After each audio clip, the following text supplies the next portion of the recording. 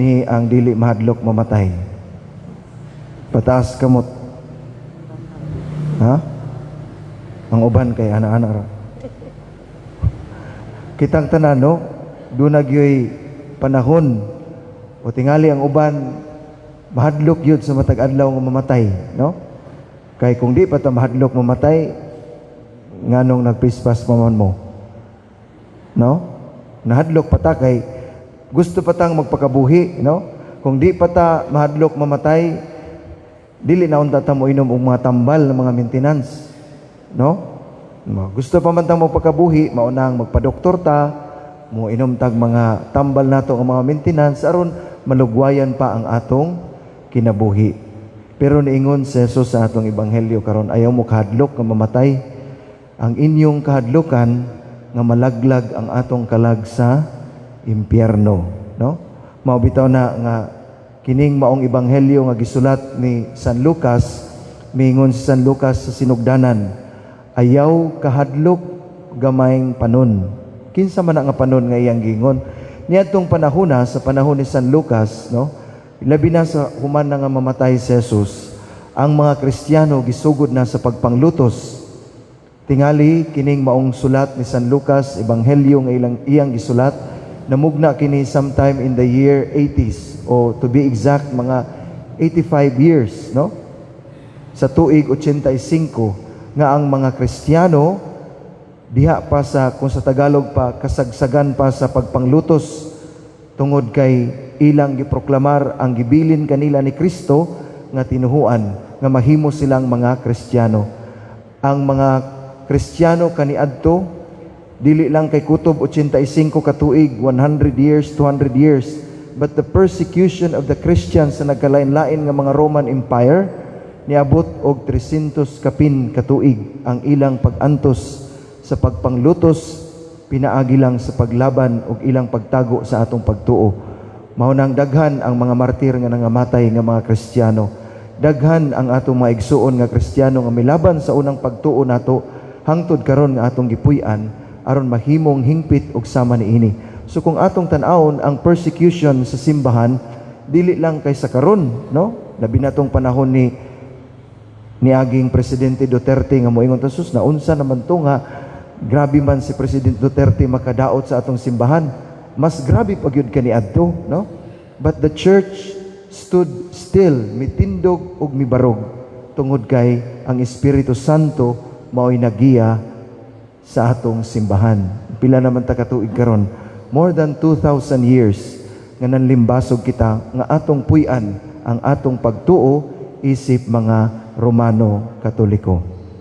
Sa atong ebanghelyo mga igsuon, makita nato dinhi ang atong Ginoong Hesukristo nga nagdasig kanunay, no? Pinaagi sa sulat ni San Pablo ganina, gihatag ni Sir ang kining atong basahonon, no? Ebanghelaryo. Kay ang naa sa kahiusahan mubo ra nga basahon nya magpatan-aw magyud na si Sir sa ako kay iya man ang ipaandam kung sakto ba ang iyang gibutangan. Ingko adto ta sa katong tinag-as, no, katong taas nga porma kay naa may minubo og tinag-as nga porma sa ebanghelyo. Nganuman nindot kaayo ang pagbasa karon. The very beginning sa ako nang giingon si Jesus, ayaw kahadlok gamayng panon, no? Kita iya tang giingnan. Kaniadto ang mga Kristiyano iyang giingnan, gamay ra mong panon, pero mutubo mo og mulambo pinaagi sa gugma sa Dios Amahan, kanako og sa Espiritu Santo. Busa, never to be afraid to proclaim the kingdom of God. Ug mao nang gidasig ni San Lucas ngadto sa katawhan nga misunod kang Kristo sa mga Kristiyano kay wala na gud si Kristo, di na nila makita. So ang iyang gibuhat, nagsulat siya sa iyang kasinatian nga didto pa si Kristo uban-uban pa nila. Ug ang uban usab nga mga tinun-an, nagsulat usab sila sa ilang mga kasinatian. While the first Christians, ang atong unang mga katigulangan ng mga Kristiyano, padayon nga gi-persecute, gilutos tungod sa atong pagtuo, ang uban kanila nagsulat, maunang naatay mga ebanghelyo karon, no? Daghan kayong ebanghelyo nga gisulat may tungod sa atong Ginoo. Unya kining upat ka ebanghelista mao ni ang dunay susama nga kasinatian, no? Pupariha og duol-duol nga mga kasinatian Maunang sila mao'y gipili sa atong unang mga katigulangan nga atong tamdan ug atong sundon, tungod kay ang atong gisunod sa pagkakaron di naman nato makita ang Ginoo, di na nato ma-experience si Kristo physically. Ang atong madungog mga sugilanon na lang nga gisulat niining mga ebanghelista ug sa uban pa nga mga manunulat. Maunang usa si San Lucas nga nagdasig nga maingon siya, padayon lang ta, dili ta muhunong sa atong pagsangyaw sa maayong balita, hangtod nga mudaghan ta, mulambo ta ug mutubo. And true enough, gikan sa gamay nga hugpong sa Jerusalem, midagan ang uban sa Roma, midagan ang uban sa India, ang uban nga mga apostoles ningadto sa nagkalaing-laing lugar ug hangtod dinhi sa Pilipinas niabot gyud ang pagtuo nga Romano Katoliko. Tungod kay wala man sila mahadlok. Kita daghan man tag kahadlok, no? Daghan ta og mga fears sa atong kaugalingon nga kanabang mga usahay mga kahadlok nga wala ay basihan. Unahan nato ang mga panghitabo sa atong kinabuhi nga moingon ta nga hala basin mapriso ko kay nangutang ra ba ko. Sige lang pangutang kay moabot ra bitaw ng supina nimo, no? Hala nahadlok ko kay basin og sunod ugma wa nami kauno na. Maunang dili nato ma-enjoy ang every moment, no? Matag takna o matag higayon tungod kay maglantaw man ta sa umaabot nga wala pa gani mahitabo, mahadlok na tangdaan, no? Nya maghimuhimo na dayon tag istorya sa atong hunahuna. Maunang uban magka-anxiety, dili na mahikatulog, ang uban do na nay daghang hunahunaon, ang uban wala na sa saktong focus tungod kay mahadlok man ta sa wala pa manghitabo, no? Tungod kay atong unahan ang atong hunahuna o labi na gyud unahan nato ang Dios nga motrabaho sa atong kinabuhi. Let us allow God to work in us tungod kay iya man ang gisaad nga dili ta niya pasagdan. Mao gani na mag-ingon si Jesus karon, ayaw kamo kahadlok gamayng panon, padayon lang mo, no? Nainumdum ko pag adto nako sa Vietnam, no? Tung niaging bulan, lisod kaayo ang pagsugod sa pagtuo. Mga 70 plus years pa siguro, pa sila mga 100 years, pero grabe ang ilang persecution sa government, no? And I experienced that nga kinahanglan kong magbalhin-balhin every day para dili ko mailhan nga pari ko. And I never wear mga kwintas-kwintas dito and bring my rosary, itago ko dito sa akong pinakailawom gyud sa bulsa o di gani ibutang nako sa akong sling bag kay basin og diskitahon ko sa mga pulis. And one time kay daghan man mi nga crowd nga nagmisa mi uban mga madre ug uban mga kasilinganan kay dunay profession nga gihimo, kinahanglan among siraduhan tong balay nga among gi sa ulugan sa misa. Unya human ni ana para dili makabantay ang mga pulis kay mag-agi-agi man na sila og naay daghang mga tao nga magpundok sa kabalay. We need to sing happy birthday. Bisag walay mag-birthday, kanta lang kag happy birthday para nga ang mga pulis dili sila magduda unsay among gibuhat dito sa sulod, no? Unya sirado gyud ang tibuok nga panimalay. Kita dinhi, we are free to express our faith, no? Nya maulaw pa ganita pagpanguros sahay ato pang ipa-slide, no? Ano bang kung dili nato ipadayag ang atong pagtuo nga mao manay nakaluwas nato? Ang uban aris ba ra, no? Ano bang kung dili nato na i-express ang atong kaugalingon nga sakay ta sa jeep, manguros ta. Sakay ta sa sakyanan, manguros ta. Before ta nga mukaon, manguros ta, magampo ta. Tungod kay mauna ang krus, mao'y nakaluwas nato. And that is only unique to the Roman Catholics dinhi nato, tungod kay atong gipasidunggan ang balaan nga krus nga mao'y nagluwas kanato. But on that cross we recognize that there is the Father, the Son, and the Holy Spirit. The Holy Trinity mag-uban kanato kanunay. Pagkanindot ana mugawas ka sa imong panimalay nga tabangi ako balaan nga Santissima Trinidad, mugawas ko dito ako kay balo madasmagan kog tricycle, di nakakauli at nakaskaraga, muapas na lang imong mga mahal sa kinabuhi, no? Tungod kay we do not know what is happening to us. Maunang mahadlok man tang mamatay, no? Mahadlok man tang mamatay, mag-andam ta kanunay. Padayon si Kristo nga nag-encourage nato, kung kamo mahadlok sa kamatayon pero di man gyud angay kahadlokan ang kamatayon, tungod kay ang atong kinabuhi magpadayon man gyud ni sa sunod nga kinabuhi, no? ang atong kahadlukan ang impyerno. Sa Pilipinas, dunay study nga akong nadungog sa usa ka pari, ningon siya ang life expectancy sa mga Pilipino pilaman katuig. Sige be, sa inyong nahibaw-an, hangtod kano sa aramang kutob ang mga Pilipino nga mupuyo? Ha? Dunay study nga niingon 71 years old, no? Pasalamat mong niabot nag 72 kay bonus na na. Niabot nag 80 kay bonus na na, no?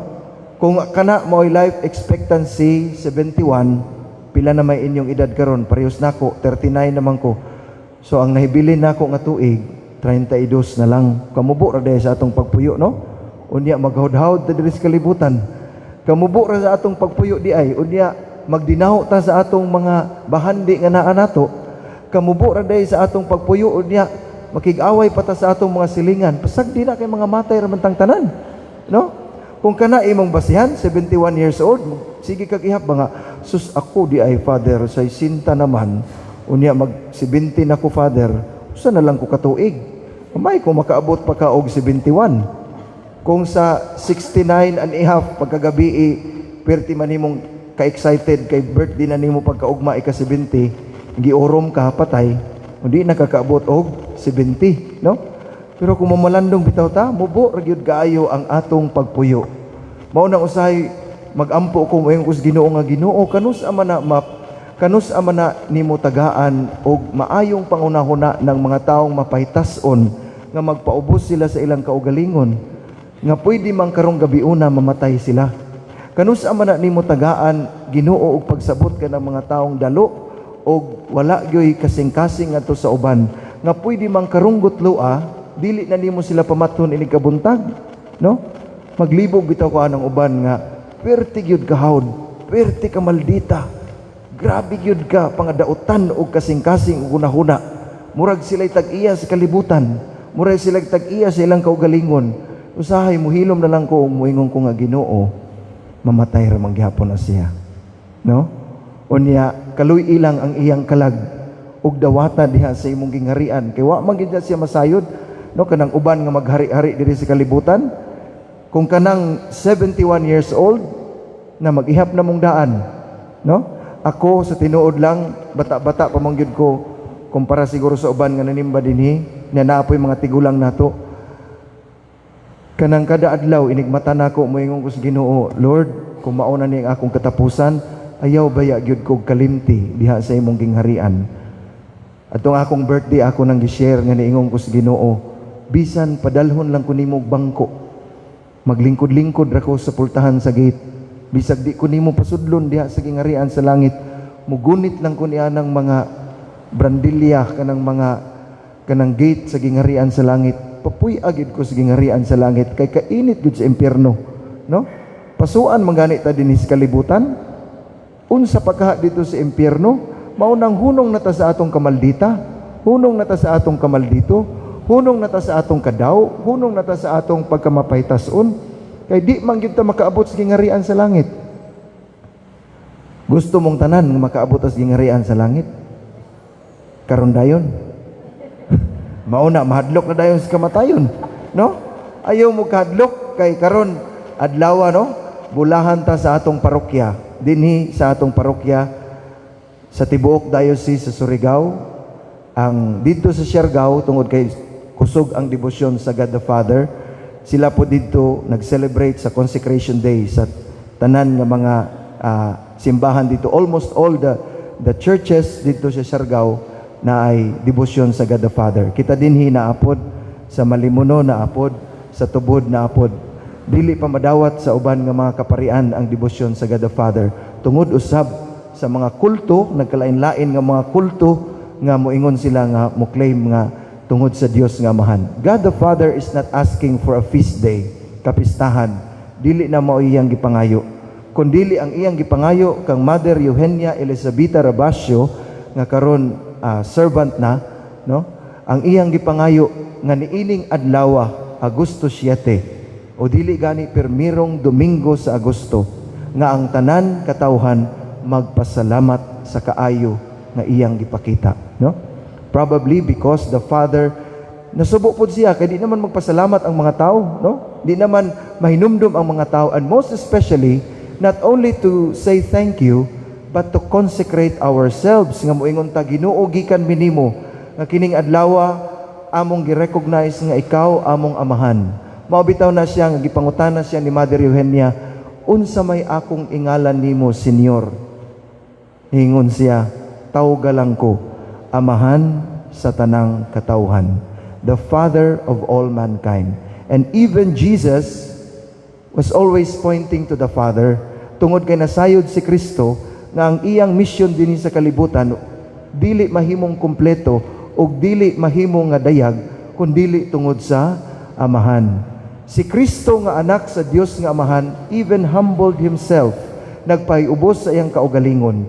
Nan kita nganong ang uban sa ato kasagaran sa ato mapahitas-on man nga gipapuyo ramanta sa kalibutan, and we are only called adopted sons and daughters of the Father. Mayo gani kay gipaambit pata sa kahimayaan sa gingharian sa langit. Mayo gani kay gitagaan patagigayon nga mahimong anak, pinaagi usab sa iyang anak nga si Hesukristo. Busa mga igsuon, hinaot unta, no? Nga atong makita ang kabulahanan sa Dios nga amahan, aron ato usab nga makita ang iyang gugma, makita usab nato ang atong mission, unsay atong gimbuhaton dinhi sa kalibutan. And our only mission nga gibilin ni Kristo dinhi sa kalibutan is the mission to love humanity and to love God. Maura na mga igsuon, wa mo ingon si Kristo nga ang inyong mission sa kalibutan magpakadato mo, magpakamatay mo, magnegosyo mo, ang inyong lawas, inyong patyon tungod sa trabaho, negosyo, tungod sa pagpaningkamot, nga makabaton mo nindot nga balay, mga sakyanan, mga panginabuhian nga nindot, wala. Miingon si Kristo, pag malipayon mo sa tanang butang nga akong gihatag, you enjoy everything nga akong gihatag.